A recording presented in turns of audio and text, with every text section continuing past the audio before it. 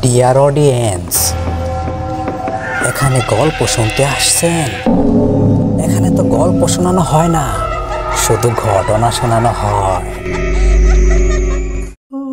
আসসালামু আলাইকুম, welcome back. VR on black magic YouTube চ্যানেলে আপনাদের সবাইকে স্বাগত জানাচ্ছি। আমি শাহিন। ডিয়ার অডিয়েন্স, প্রতিদিনের মতো আজকেও প্রস্তুত আছেন তো বাংলাদেশে গ্রাম অঞ্চলে বিভিন্ন মানুষের সাথে ঘটে যাওয়া রক্তহীন করা একটা ভৌতিক ঘটনা শোনার জন্য? আজকে যে ঘটনাটি আপনাদের মাঝে আমি শেয়ার করব, সেই ঘটনাটি বর্তমানে এখনও চলমান। যেহেতু ঘটনাটি এখন পর্যন্ত চলমান, তাহলে বুঝতেই পারতাছেন কাহিনীটা আমার নিজের চোখেই দেখা। তো আসুন, ইন্ট্রোর মধ্যে এই সমস্ত কথা না বইলা সরাসরি আজকের রক্তহীন করা কাহিনীটা আপনাকে শোনাই।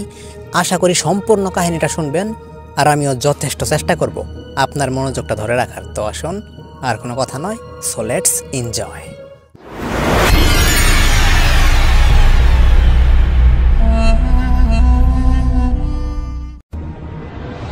আজকের কাহিনীটা আমি কারো নাম ব্যবহার করব না, কারণ কাহিনীটা আমি নিজেই দেখছি।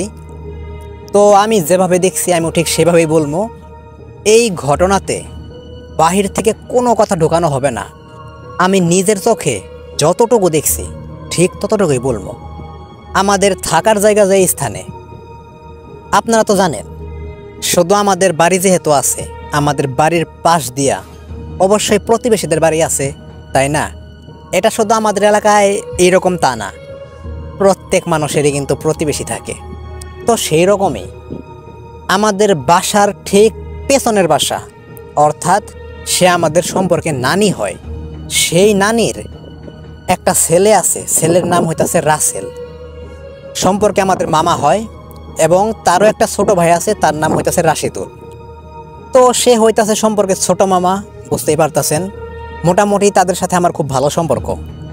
তো আমার সেই রাশিদুল মামা, সে আমাদের গ্রাম অঞ্চলে যে সমস্ত কাজকর্ম আছে, বিশেষ করে তাঁতের শাড়ি তৈরি করা, সেই কাজগুলা করে।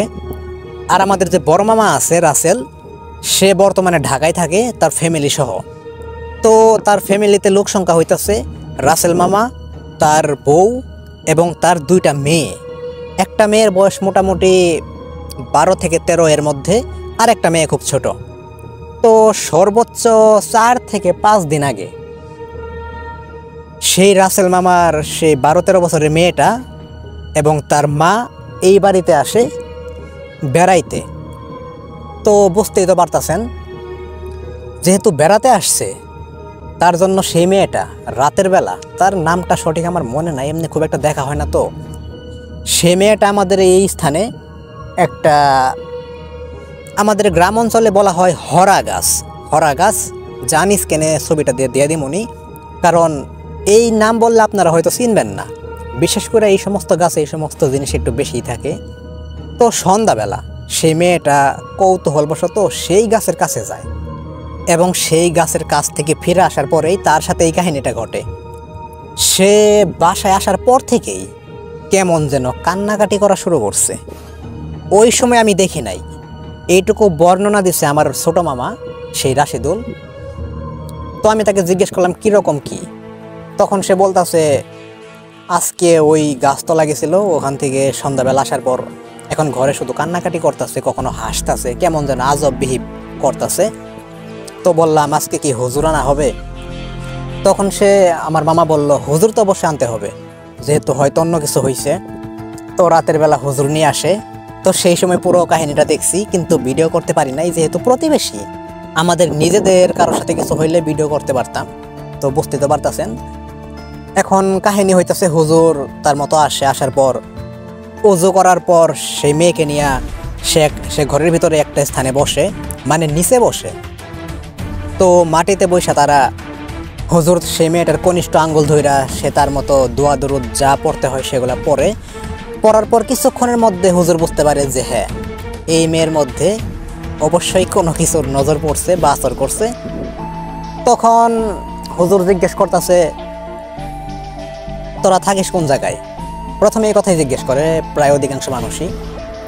তো সেই ভিতরে থাকা জিনগুলা সেই মেয়ের কণ্ঠেই বলতেছে, আমি নিজেও সেখানে উপস্থিত ছিলাম, বলতেছে, এই রাস্তার সামনে, হ্যাঁ অবশ্যই রাস্তার সামনে এরিয়াটা আছে। সে তো বুঝতে তো পারতেছেন, সে যেহেতু বলতেছে, আমি যেহেতু এরিয়া চিনি তো বলি শুনেন। তো এই এরিয়াতে একটা পুকুর আছে, সেই পুকুরের পাশে সেই হরা গাছগুলা, একটা গাছ না মোটামুটি অনেকগুলো হরা গাছ, সেগুলো মিলে একটা বড় একটা ঝোপঝাড় তৈরি হয়েছে।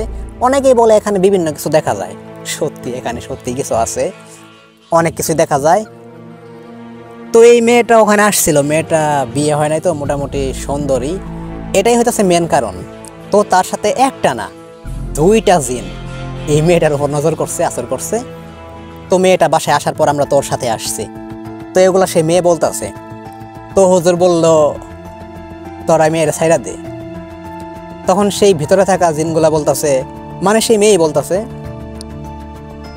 হুজুর এই মেয়েটারে পছন্দ হয়েছে, মেয়েটারে খুব ভালো লাগছে, ছাইরা দিমো ঠিক আছে, কিন্তু এখন না, তারা একটা নির্দিষ্ট একটা সময় নিছে।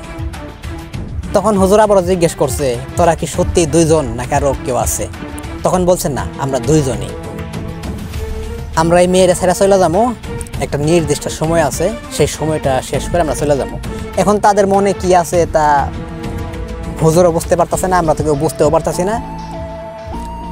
তো সেই মেয়েটাকে হুজুর পানি পড়া বিভিন্ন সিস্টেম বা বাড়ির লোকদের যে সমস্ত লোকগুলো আছে তাদেরকে বিভিন্ন জিনিসপত্র বুঝাই দেওয়া গেল যে নামাজ কালাম পড়েন, এই পানিগুলো পান করান। ইনশাল্লাহ যেহেতু ওরা কথা দিছে, হয়তো 2-1 দিনের মধ্যে তারা চলে যাব। আর 2-1 দিনের মধ্যে যদি তারা চলে না যায়, তাহলে আমি দেখি অন্য কোনো ব্যবস্থা করতে পারি কিনা, এটা বইলা হুজুর চলে যায়। তো 2 দিন পার হয়ে গেল, মেয়েটা এখন পর্যন্ত সেই অস্বাভাবিকভাবে আছে, কিন্তু কারো কোনো ক্ষতি করতেছে না, এবং ভিতরে যারা আছে তারাও সেই মেয়ের কোনো রকম কোনো ক্ষতি করতেছে না। তো ঘটনার আপডেট যদি আমি পাই অবশ্যই খুব দ্রুত জানাবো। তো এই কাহিনীটা যদি ভালো লাগে, এইটুকু সত্যি একটা কাহিনী, ভূত এক্সরসিজম, জিন এক্সরসিজম যাই বলেন, তো কাহিনীটা এই পর্যন্ত আমার দেখা। তো এর পরবর্তীতে যদি দেখি বা শুনি, যাই হোক, পরের কাহিনীটা কি হয়েছে তা অবশ্যই আপনাদের মাঝে শেয়ার করবো। তো ডিয়ার অডিয়েন্স, আজকের মতো বিদায়। আমি শাহিন আসতেছি আগামীকাল একই সময় আবার রক্তহীন করা একটা ভৌতিক ঘটনা নিয়ে। তো সেই পর্যন্ত সবাই ভালো থাকবেন, সুস্থ থাকবেন এবং ফেয়ার অন ব্ল্যাক ম্যাজিক এই ছোট ইউটিউব চ্যানেলের সাথেই থাকবেন। ধন্যবাদ।